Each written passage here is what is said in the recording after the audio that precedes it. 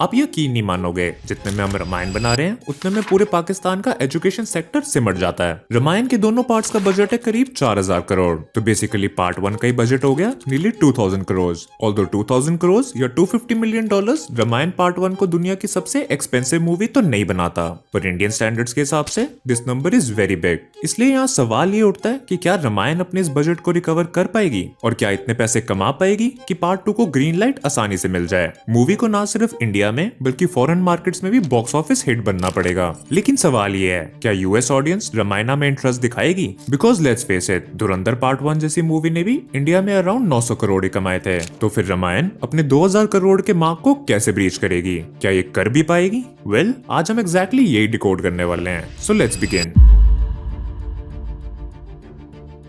पहले तो मैं 2 चीजें क्लियर कर दूं। एक, दोनों रामायण मूवीज का टोटल बजट 4000 करोड़ ही है, ऑल्दो ऑनलाइन तरह तरह के नंबर्स फ्लोट कर रहे हैं। एंड सेकेंडली, हॉलीवुड में किसी भी मूवी के सीक्वल को ग्रीन लाइट मिलने के लिए पहली मूवी को एटलीस्ट 2.5 टाइम्स कमाना पड़ता है, और इंडियन कटेक्स में ये नंबर घटकर 2 टाइम्स हो जाता है। यानी इसका सीधा मतलब ये है कि रामायण पार्ट 1 को 4000 करोड़ कमाने होंगे if it wants to become a success story. अगर हम बाकी सक्सेसफुल मूवीज की बात करें तो धुरंधर ने करीब 1200 करोड़ कमाए थे वर्ल्ड वाइड, एंड इंडिया में कुछ 800-900 करोड़। पुष्पा 2, बाहुबली 2 एंड दंगल का world wide box office collection करीब 1700 करोड़ से 2000 करोड़ रहा। पर यहाँ रामायण का बजट ही इतना है। इसके अलावा 2000 करोड़ ग्रॉस इनकम उस सेम प्रोडक्शन कॉस्ट को कवर कर ले ऐसा जरूरी नहीं है। किसी भी मूवी में डिस्ट्रीब्यूटर्स का कट होता है, वर्ल्ड वाइड मार्केटिंग कैंपेन होता है जो प्रोडक्शन कॉस्ट में कैलकुलेट नहीं किया जाता। और अगर देखा जाए तो दोनों Ramayana movies OTT streaming, satellite cable and music licensing की मदद से अगर 8000 करोड़ कमा भी ले, इसका मतलब ये नहीं कि स्ट्रेट अप प्रॉफिट हुआ है। पर यही पॉइंट है जहां यूएस और चाइना के मार्केट्स इंपॉर्टेंट बन जाते हैं। अब यूएस में ओडिसी और अवतार जैसी मूवीज ने कितने पैसे कमाए ये डिस्कस करके फायदा नहीं है, तो हमें ये देखना है कि फॉरेन लैंग्वेज मूवीज की क्या अर्निंग थी। For example, demon slayer infinity castle और क्राउचिंग टाइगर हिडन ड्रैगन जैसी मूवीज ने यूएस मार्केट्स में 1300 और 1200 करोड़ कमाए थे। कॉस ही रुपीज में मैंने फिगर दिया आपको फॉर बेटर अंडरस्टैंडिंग। वहीं Oscar winning Korean movie parasite ने 500 करोड़ कमाए थे। तो यूएस में फॉरेन लैंग्वेज मूवीज चलती तो हैं, और हो सकता है कि रामायण भी काम कर जाए। पर ये कहना गलत नहीं होगा कि ये वाली Ramayana as a movie ultimately एक बहुत बड़ा गैम्बल है, और मूवी का सक्सेस या फेलियर फॉरेन मार्केट से डिसाइड करेगा। और नेक्स्ट हम यही डिस्कस करेंगे। कुछ लोगों का मानना है कि सिंस रामायण एक इंडियन एपिक है, चाइनीज या अमेरिकन या बाकी दुनिया के लोग इसे उतना अप्रिशिएट नहीं कर पाएंगे जितना कि मैं और आप करते हैं। मैं जब स्कूल में था, मेरे क्लास के सारे बच्चे, चाहे हिंदू हो या मुस्लिम, सारे दूरदर्शन पे रामायण रिलीजियसली फॉलो करते थे। और आज भी पूरा इंडिया उठकर जाएगा रणबीर कपूर, साई पल्लवी और रवि दुबे को वनवास की ओर प्रस्थान करते देखना है, तो इंडिया में मूवी पैसे बनाएगी, वो तो फैक्टर ही नहीं है। But what about foreign audiences जिनके लिए एक पूरा नया ही कंसेप्ट होने वाला है? एक एग्जांपल उठाते हैं। दंगल ने इंडिया में भले ही सिर्फ 500 करोड़ कमाए हो, इसने चाइनीज मार्केट्स में 1200 से 1300 करोड़ कमाए थे। और दंगल की स्टोरी इंडिया के एक गांव से थी, पर फिर भी किसी चाइनीज को कल्चरल होमवर्क करने की जरूरत नहीं पड़ी। क्यों?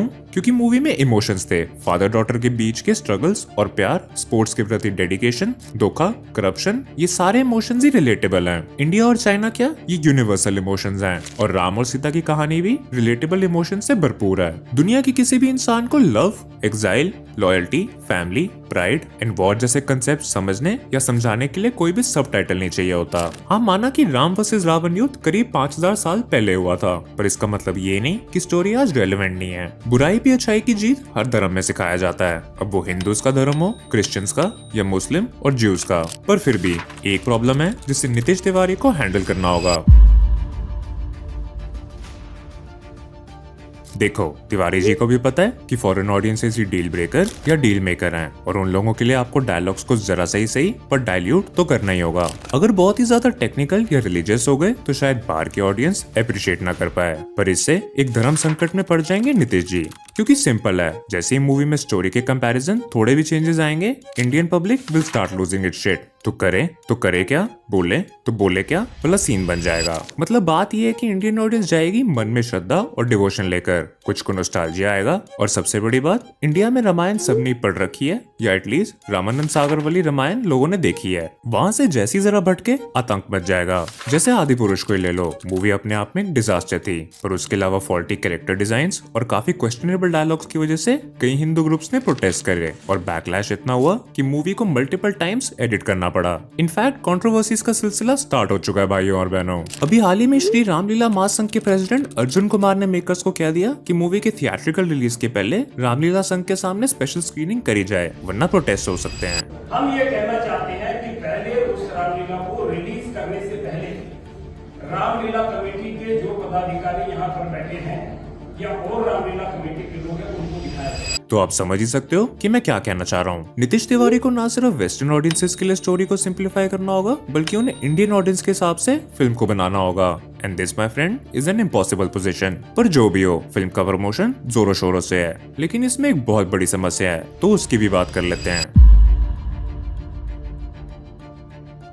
अब जब से रामायण अनाउंस हुई है ना, मुझे पता नहीं क्यों पर इसकी प्रमोशन में कुछ थोड़ा सा ऑफ सा लग रहा है। बुरा नहीं, क्योंकि मूवी तो हमने अभी देखी भी नहीं है, पर जिस तरह से इसे पोजीशन किया जा रहा है वो जरा अजीब जरूर है। सबसे पहली बात तो यही है कि नमित मल्होत्रा खुद इस प्रोजेक्ट के सेंटर में कुछ ज्यादा ही नजर आ रहे हैं। आमतौर पर किसी मूवी का डायरेक्टर, प्रोड्यूसर या उसके लीड एक्टर्स उस फिल्म का फेस बनते हैं। यहाँ एक वीएफएक्स कंपनी का हेड ही फिल्म के सबसे बड़े स्पोक्स पर्सन में से एक बन गया है, और कई बार तो ऐसा लगता है जैसे रामायण के साथ नमित जी अपनी पर्सनल ब्रांडिंग भी कर रहे हैं। ऊपर से हर जगह 8 टाइम ऑस्कर विनिंग डीनैक का टैग और 4000 करोड़ के बजट की बातें। तो भाई ये सब अपने आप नहीं हो रहा, एक बहुत डिलिबरेट नैरेटिव सेट किया जा रहा है। अब मुझे गलत मत समझना, डीनैक एक एब्सोल्युटली लेजिटिमेट वीएफएक्स कंपनी है। वो रामायण से काफी पहले से कमाल का काम करते आए हैं, और 8 ऑस्कर्स जीतना कोई छोटी बात नहीं है। That is an insane achievement. लेकिन आपको ये भी समझना होगा कि वीएफएक्स का ऑस्कर कोई कंपनी अकेले नहीं जीत लेती। उसमें डायरेक्टर का विजन होता है, वीएफएक्स सुपरवाइजर्स होते हैं, आर्टिस्ट होते हैं, टेक्निकल एग्जीक्यूशन होता है और पूरी क्रिएटिव टीम का कंट्रीब्यूशन होता है। वीएफएक्स हाउस उस इकोसिस्टम का एक बहुत इंपॉर्टेंट हिस्सा होता है,